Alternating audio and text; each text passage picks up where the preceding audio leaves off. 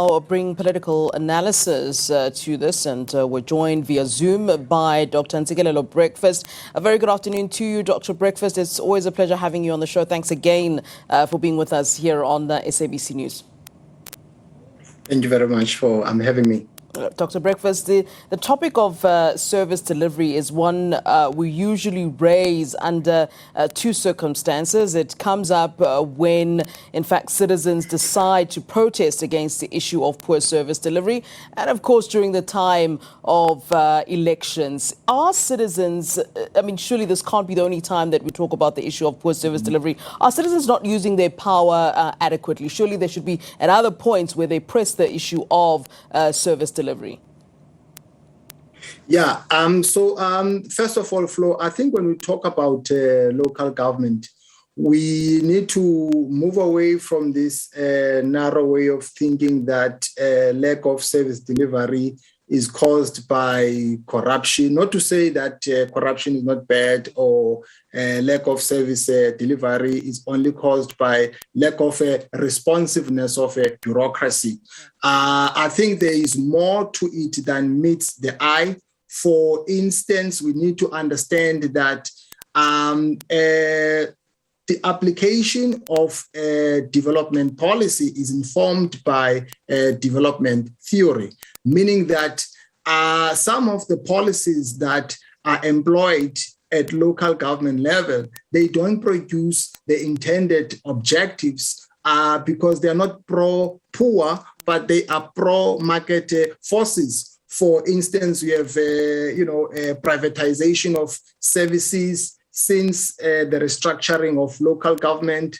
There have been many services, that have been given to private companies to render due to the issue of cost recovery mechanism. So those have been some of the things that have made the situation to be worse at local government level. But now the citizens are taking advantage of the fact that, the upcoming elections are under the spotlight, and therefore they need to ventilate, their issues in public.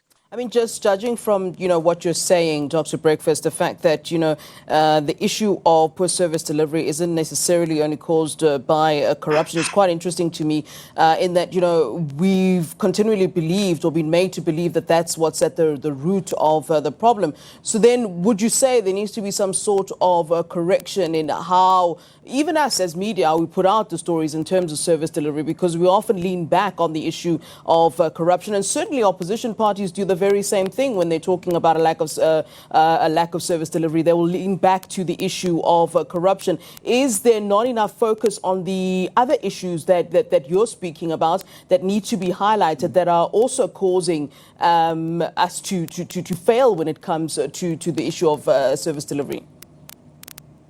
I think, Flo, the narrative tends to be one-sided. For instance, in Soweto, at some point, Dr. Trevor Ngwana, he broke ranks in the ANC. He was an ANC councillor, and he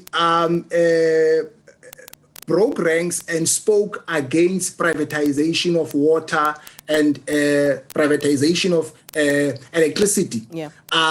And the challenges that Soweto is faced with have to do with the remnants of the application of market-related policies. And those have been issues that Dr. Trevor Ngwana raised long time ago, I think in I can't remember when it was.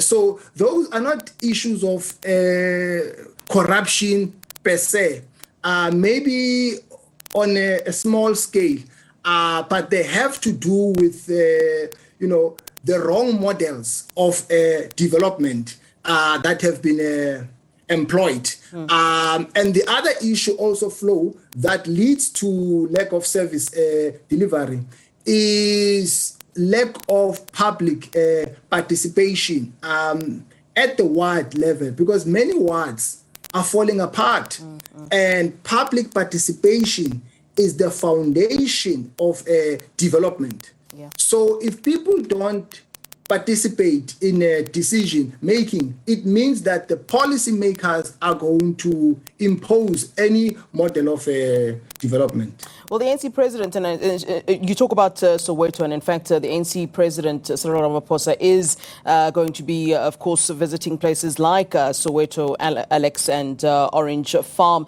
Some of those places that have really complained about the issue of service delivery. Soweto, in particular, complaints about electricity. The last time that the ANC president was in Soweto, there were huge problems. People complaining that we don't want you campaigning here because we're struggling with even the basics, which we're talking about electricity at this time.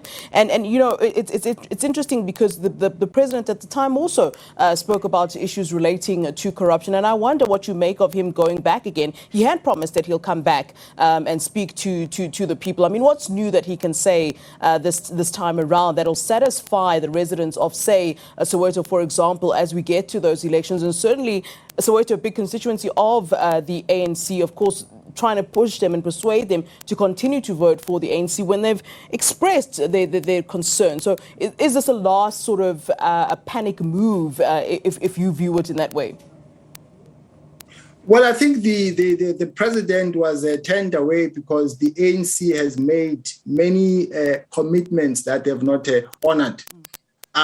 So people are, sick and tired of these empty promises that are made over and over again. I don't think that there's something new that he can tell those people at the moment, because the challenges of Soweto, in fact, the challenges of the people of Johannesburg with regard to shortage of water and shortage of supply of electricity, they've been caused by ANC policies of privatization of services. Yes, that's why, the Anti-Privatization Forum was established. Soweto Crisis Committee was established in opposition to those policies which were anti-poor. So I don't know how is he going to spin, this one. All right, Dr. Breakfast, no doubt we'll be chatting to you quite regularly as we get closer and closer to the election. So I'll say bye for now. No doubt I'll be chatting to you soon again. Thanks so much, sir. Thanks, Lou.